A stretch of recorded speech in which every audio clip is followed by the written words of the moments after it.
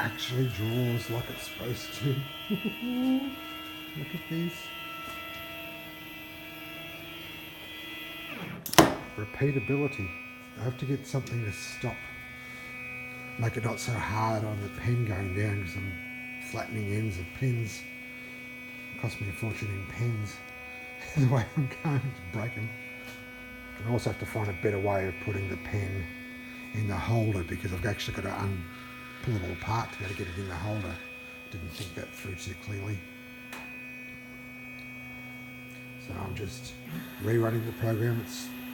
You can see the line's quite thick compared to the other ones. It's because I kept running over the same path, showing that it's accurate, which is brilliant.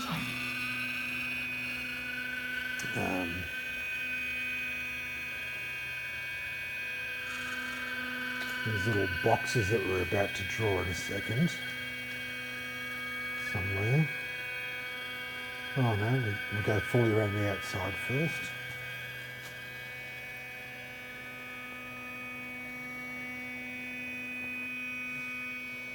Got to give myself a wireless keyboard and mouse, so I don't have to run up there every time to turn it on.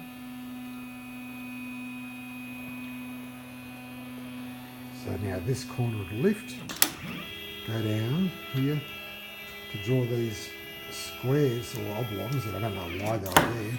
And then I realised I put text there. It's supposed to say cover it in one box, Australia in the other. And when I selected what I wanted to have done, I selected the outside of the box. I didn't select the letters.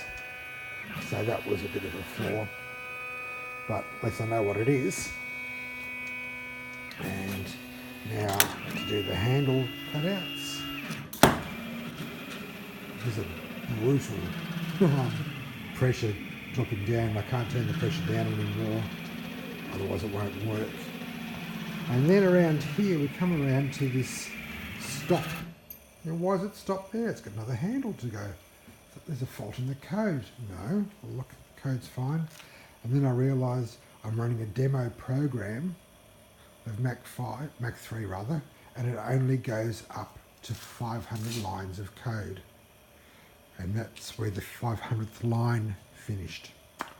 So I have to buy the original or the full version now, but it works, so it's worthwhile. Adios amigos.